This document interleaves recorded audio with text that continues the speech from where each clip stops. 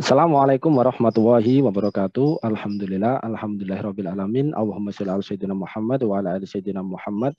Pemirsa KC News dimanapun Anda berada, salam jumpa kembali dengan saya Aziz Rahman di program Kabar Petang edisi Rabu 13 Oktober 2021.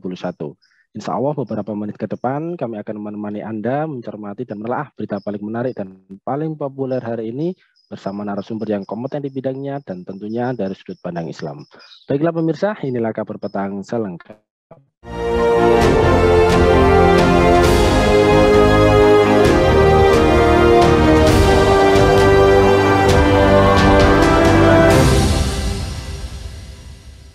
Pemirsa, tagar Jokowi bohong lagi 2020. Presiden RI Joko Widodo dinilai warganet telah mengingkari janji-janjinya. Hal ini bermula dari tersiarnya kabar bahwa Jokowi mengizinkan pembangunan kereta cepat Jakarta-Bandung menggunakan dana APBN. Padahal sebelumnya RI 1 itu mengatakan bahwa proyek besar tersebut bakal membebani keuangan negara. Sontak warganet pun merasa dibohongi hingga naiklah tagar Jokowi bohong lagi. Lebih lanjut, para netizen mengungkit perkara dan isu lain yang mereka anggap sebagai bukti kebohongan Jokowi. Bahkan mantan anggota DPR RI Komisi 11 dari fraksi PKS, Refrizal pun ikut meramaikan tagar tersebut. Pak Jokowi jangan bohongi rakyat lagi dong Pak. Dulu ngomongnya kereta api cepat tidak pakai APBN, kok sekarang diizinkan, tulisnya. Nah pemirsa, betulkah Jokowi berbohong soal proyek pembangunan kereta cepat Jakarta-Bandung? Di mana letak kebohongannya? Lalu bagaimanakah reaksi publik dengan kebijakan pembangunan kereta cepat Jakarta-Bandung? Untuk membahasnya, kami telah terhubung dengan Bung Erwin Permana dari Indonesia Justice Monitor. Kita sapa dulu beliau. Assalamualaikum warahmatullahi wabarakatuh, Bung Erwin. Waalaikumsalam warahmatullahi wabarakatuh, Bung Aziz. Baik, ini gimana ini kabarnya, Bung Erwin? Sehat? Alhamdulillah sehat. Antum gimana, sehat ya? Alhamdulillah. Baik Bung, mencermati dan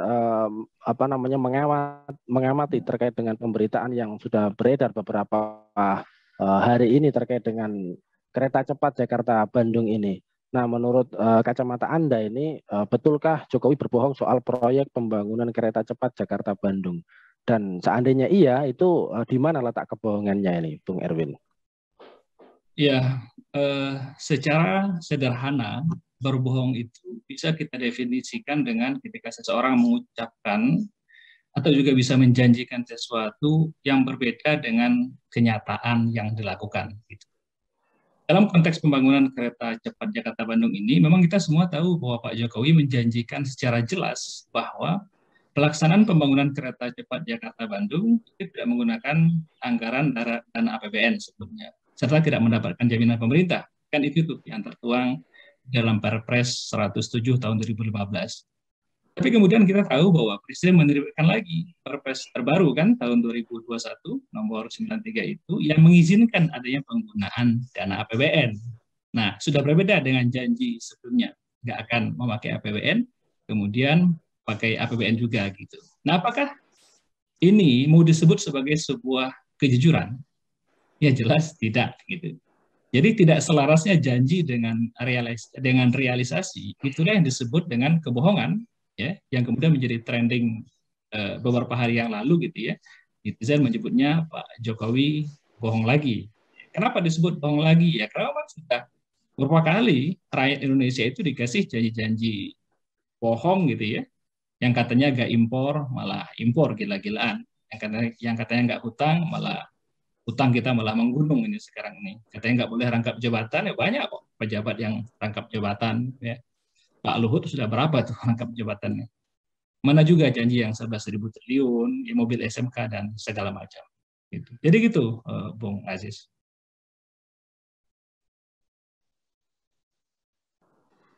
Baik, lantas kemudian kalau kita melihat bahwasanya proyek kereta cepat Jakarta-Bandung ini kan pada mulanya diniatkan tidak akan menggunakan APBN, serta tidak mendapat jaminan dari pemerintah. Hal tersebut kan telah termuat ya di dalam Perpres 107 tahun 2015 ya. Di dalam bele tersebut ada pasal 4 ayat 2 yang berbunyi pelaksanaan penugasan tidak menggunakan dana dari APBN serta tidak mendapatkan jaminan dari pemerintah. Nah, bagaimana realisasinya saat ini? Apa kritik Anda terhadap kebijakan yang telah dibuat tersebut ini, Bung Erwin? Ya, realisasinya tentunya seperti yang diralat sendiri oleh Pak Jokowi ya. Dari semula berjanji tidak akan memakai dana APBN, kemudian diralat jadi pakai dana APBN. Nah, kita nggak tahu nih, apakah ke depan bakal berubah lagi ini. Ya, kita nggak tahu, kita lihat saja nanti. Terus kemudian apa kritiknya? Yang pertama, dari sisi anggaran. Kalau pembangunan kereta cepat memakai anggaran APBN, jelas ini akan menambah beban APBN tentunya. APBN yang selama ini sudah berat, hutang kita sudah menggunung, ya bahkan kita sudah masuk pada perangkap hutang ini, di mana negara berhutang untuk membayar hutang. Kemudian mau ditambah lagi dengan beban ini, tentu akan bertambah berat bebannya. Akhirnya apa? Tentu bisa kita prediksi, pajak akan semakin digencarkan.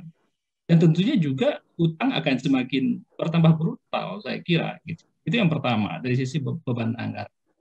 Yang kedua, masih terkait dengan poin yang pertama, kalau pembangunan infrastruktur itu kemudian digencarkan, maka yang akan menjadi korban itu adalah alokasi anggaran untuk membangun manusia.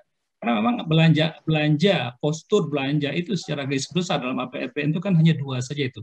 Belanja barang, belanja modal, kemudian untuk membangun sumber daya manusia dan juga membangun sumber daya fisik, kan gitu aja itu. Membangun orang atau membangun fisik gitu. Kalau misalnya pembangunan infrastruktur digencarkan, maka tentunya akan semakin terpepet alokasi anggaran untuk belanja pembangunan manusia. Bisa saja ke depan akan terjadi pemangkasan alokasi APBN untuk misalnya biaya pendidikan, alokasi biaya riset ya, misalnya yang selama ini sudah memperhatikan, sudah semakin memprihatinkan gitu ya, bisa jadi nanti nggak ada lagi alokasi dana riset. Alokasi biaya kesehatan selama pandemi saja pengeluarannya kita tahu ya seperti jauh dari harapan, maka dipastikan pengelolaan sektor ini akan semakin terkikis dan semakin minim ke depan. Itu yang kedua. Yang ketiga adalah kritik dari sisi kelayakan proyek yang memang nggak layak. Ya, proyek yang awalnya membutuhkan anggaran 86,5 triliun, kemudian membengkak menjadi 114 atau hampir 120 triliun itu. Ya, padahal yang dibangun rel itu sepanjang 142 km, artinya butuh biaya hampir 1 triliun per kilometernya, Mas Aziz. Untuk apa transportasi dengan teknologi padat modal seperti itu di tengah masyarakat kesulitan ekonomi? Ya, kalau dana sebesar itu bisa digunakan untuk membangun lapangan pekerjaan, membuka industri misalnya, ya, industri-industri produktif, berapa banyak tenaga kerja yang akan terserap? Membangun sektor primer misalnya, membangun sektor pertanian, sektor peternakan, perikanan, berapa banyak lapangan pekerjaan yang akan terbuka gitu. Bukan tidak boleh kita membangun kereta cepat, boleh tentu dengan memperhatikan situasi perekonomian masyarakat. Ya, maka muncul pertanyaan di kita, kenapa kemudian skema yang tadinya B2B ini, yang tanpa jaminan pemerintah, kemudian pindah ya menjadi ditanggung oleh APBN. Ya, kita menduga jangan-jangan nggak ada lagi perusahaan yang mau berinvestasi. Kenapa perusahaan nggak mau berinvestasi? Karena memang nggak layak. Ya kan perusahaan itu berinvestasi itu pasti mencari profit yang maksimum. Nah ini membangun kereta cepat dengan biaya tinggi, ya dengan perjalanan Jakarta-Bandung menaiki kereta cepat itu sekitar 30 menit gitu, siapa yang mau naik? Ya, orang rasional tentu akan berpikir ya mending lewat tol. Ya, tol masih sangat cukup kapasitasnya ya untuk dilewati ya. Ya mau ditarik, mau dicas nanti biaya tiketnya itu mahal, ya orang nggak mau naik. Mau ditarik harga tiketnya murah, ya berapa ratus tahun pengembalian modal, ya karena itu kemudian saya kira nggak menarik lagi proyek ini bagi pihak swasta. Itulah kemudian pemerintah pada akhirnya itu turun tangan dengan menggelontorkan dana APBN untuk proyek ini. Kemudian kritik berikutnya tentunya adalah ini kekhawatiran saya sebetulnya, Bung Aziz, terhadap perilaku korupsi anggaran. Gitu. Sebab bagaimanapun, alokasi anggaran untuk infrastruktur itu relatif banyak celah untuk terjadinya tindak korupsi. Kalau gaji, tunjangan pegawai, itu tidak mungkin dikorupsi. Tapi kalau proyek infrastruktur, mulai dari perencanaannya saja, markup material, kemudian pengerjaannya, hingga nanti finishingnya, itu celah-celah terjadi korupsi. Itu semakin banyak. Nah ini poin yang terakhir, ini kekhawatiran saya saja. Demikian, Bung Aziz. Ya, baik Bung. Lantas kemudian ini kan kalau kita melihat dari sebelumnya, Jokowi juga sebelumnya mengatakan bahwa pengembangan kereta di Indonesia ini memang sangat dibutuhkan. Namun ya, pemerintah tidak ingin hal itu membebani anggaran, sehingga kemudian pendekatannya sebagaimana yang sudah Anda jelaskan tadi adalah business to business kan gitu, B2B. Nah, jika kita melihat terkait dengan hal tersebut, apakah pendekatan tersebut ini pro rakyat begitu? Apa catatan Anda terkait dengan hal tersebut ini, Bung Erwin? Ya, pengembangan kereta memang sangat dibutuhkan sebagai sarana transportasi publik dengan tarif tiket yang murah gitu ya. Tapi tentunya bukan kereta cepat yang pastinya tarif tiketnya tidak murah. Ya, karena itu pengembangan kereta cepat itu bukan kebutuhan. Kalau pembangunan kereta cepat ini disebut sebagai sebuah kebutuhan, saya kira Pak Jokowi gagal mendefinisikan apa yang dimaksud dengan kebutuhan. Kebutuhan itu secara mudah itu kan kita definisikan sebagai kebutuhan hajat asasi tiap-tiap manusia yang kalau tidak dipenuhi manusia bisa mati. Itu kebutuhan namanya. Apakah ada orang yang mati kalau kereta cepat ini kita tidak bangun? Gitu? Ya nggak ada orang yang mati. Saya kira malah dibangunnya kereta cepat ini banyak yang mematikan usaha warung-warung kecil masyarakat yang dilibas oleh pembangunan ini. Pasar-pasar kecil yang mati karena pembangunan kereta cepat ini. Gitu. Apakah ini pro rakyat? Jelas ini tidak pro rakyat. Ya, dan bukan untuk kepentingan rakyat, tapi ini saya kira untuk kepentingan oligarki, jelas itu.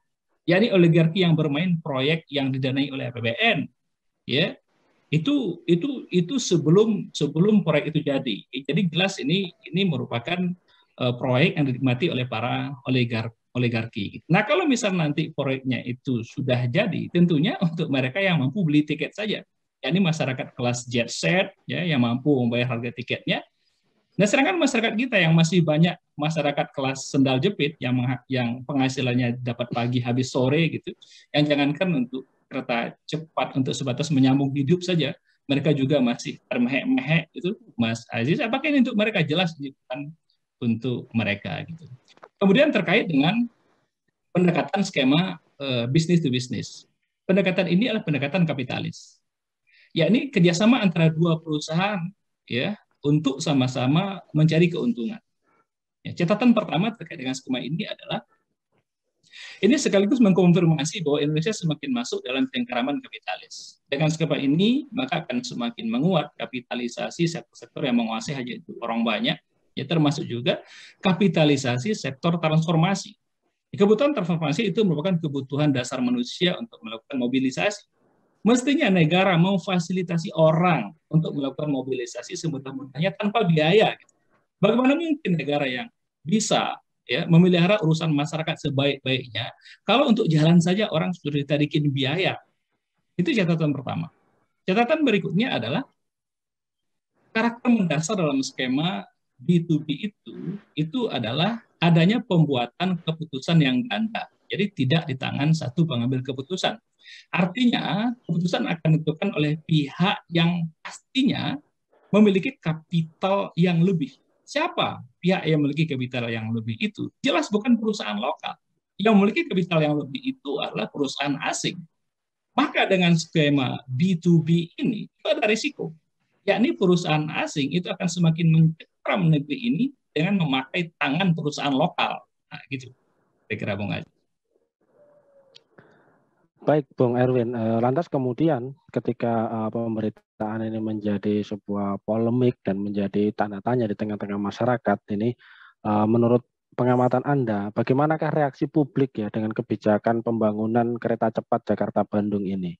Lantas kemudian salahkah jika pembangunan kereta cepat tersebut ini menggunakan dana dari APBN? Meski sebelumnya dikatakan tidak dari APBN, tapi faktanya kemudian berganti menggunakan APBN ini. Ya, tentunya reaksi publik menolak dengan rencana proyek ini, sebab proyek ini mungkin menyambung jawaban saya sebelumnya. Proyek ini bukan saja tidak pro rakyat, tapi juga tidak manusiawi. Kenapa? Dari sisi prioritas pembangunan, apa prioritasnya? Di tengah realitas masih banyak kebutuhan asasi lain ya yang kita butuhkan hari ini, misalnya berkaitan dengan kesehatan. Pemerintah berkewajiban memastikan segenap tumpah darah Indonesia sehat ya.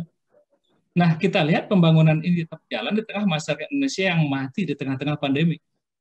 Sampai sekarang pandemi belum benar-benar berakhir, Mas Aziz. Ya, mestinya stop dulu lah pembangunan infrastruktur, alokasikan dulu anggaran itu full untuk kesehatan. Kemudian misalnya kebutuhan asasi lain, misal berkaitan dengan sektor pendidikan, itu juga merupakan kebutuhan asasi bagi sebuah negara yang ingin maju. Ya, undang-undang juga sudah memberikan amanat kok kepada pemerintah untuk mencerdaskan kehidupan bangsa, kan gitu. Ya, maka tugas pemerintah adalah merealisasikan amanat itu. Ya, kalau sudah terwujud masyarakat Indonesia yang cerdas, bolehlah membangun kereta cepat. Ya, saat ini kualitas pendidikan kita masih jauh kok dibandingkan dari negara-negara tetangga.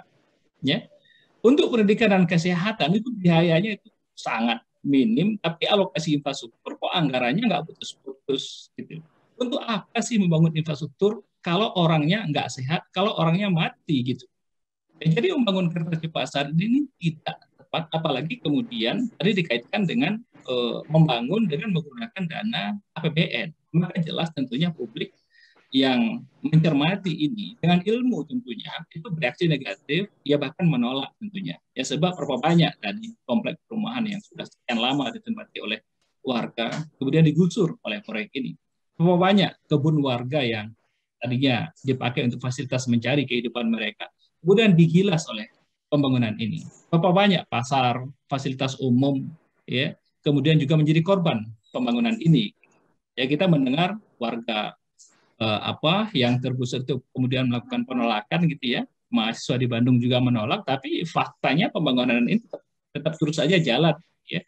Maka pembangunan ini dibangun di atas jeritan hati dan derai air mata masyarakat yang menjadi korban penggusuran. Jadi pembangunan kereta cepat itu, ya itu menurut saya tidak manusiawi, Bung Aziz. Bukan saja tidak pro rakyat, tapi juga tidak manusiawi. Itu, Bung. Ya, baik. Lantas kemudian kalau kita melihat dari sudut atau kacamata Islam ini dalam pandangan Anda, bagaimana pembangunan infrastruktur di dalam Islam itu dan bagaimana pula metode proyek infrastruktur di dalam Islam itu sendiri ini, Bung Erwin?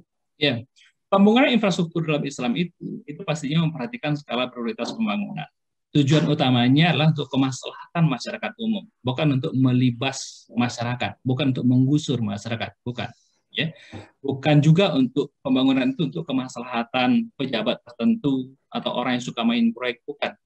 Ya, bukan untuk dinikmati oleh kalangan tertentu saja. Dalam Islam ya nama infrastruktur itu dibangun untuk memudahkan urusan orang.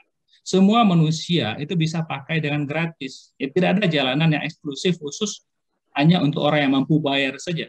Ya, orang yang mampu bayar maka jalannya lancar. Sedangkan orang yang nggak mampu bayar, jalannya sempit, macet misalnya. Tidak ada di dalam Islam itu, ya jalan dibangun tapi orang yang melewatinya dikenakan biaya. Berbeda dengan kapitalis, orang bangun tol ya tapi disuruh bayar kan gitu. Di dalam Islam, jalan dibangun dengan kualitas terbaik yang cukup untuk menampung semua pengguna jalan sehingga semua hajat hidup warga itu bisa terpenuhi dengan cepat. Ya, urusan warga bisa terlayani dengan cepat dan hebatnya lagi itu semuanya gratis tanpa dipungut biaya. Kenapa bisa begitu? Kan gitu soalnya itu. Ya. Karena memang dalam Islam itu sumber pendapatan negara itu banyak. Ada 12 sumber pemasukan negara dalam Islam, Bung Aziz. Ya, di antaranya ada ada anfal, ghanimah, fai, kharaj, jizyah, kepemilikan umum, humus. Ya. Jadi nggak ada dalam Islam itu sumber pendapatan negara yang bersumber dari hutang, gitu. Ya, bahkan pajak pun tidak. Kalaupun ada pajak, maka itu dengan syarat yang sangat ketat itu. Apa syaratnya? Di antaranya hanya dipungut dalam kondisi tertentu, yakni ketika kondisi panceklik, di mana negara sedang sulit keuangan. Hanya dipungut untuk muslim yang kaya saja. Muslim kere nggak ditarik. Non-muslim kaya nggak ditarik juga. Muslim yang kaya saja. Dan nggak boleh dilakukan secara terus-menerus. Dan harus segera dihentikan ketika situasi ekonomi itu sudah mulai pulih, sudah mulai membaik. Jadi pajak itu sifatnya bukan terus-terusan gitu. Itu dalam Islam, indahnya sistem ekonomi Islam. Jadi hukum asal ekonomi dalam Islam itu, hukum asal sumber pendapatan negara dalam Islam itu bebas pajak. Ya. Maka terkait dengan infrastruktur, anggarannya diambil dari mana? Alokasi anggarannya diambil dari kepemilikan umum. Dan itu sangat-sangat cukup untuk membuat kita berjalan, ya bukan saja bebas hambatan, tetapi juga bebas biaya, Mas Aziz. Ya sekarang kita masuk tol bebas hambatan, tapi nggak bebas biaya kan? Ya termasuk juga sangat cukup untuk membangun sarana transportasi publik, ya seperti kereta cepat dengan harga tiket yang murah nantinya, bahkan mungkin juga gratis gitu. Gitu Bung Aziz.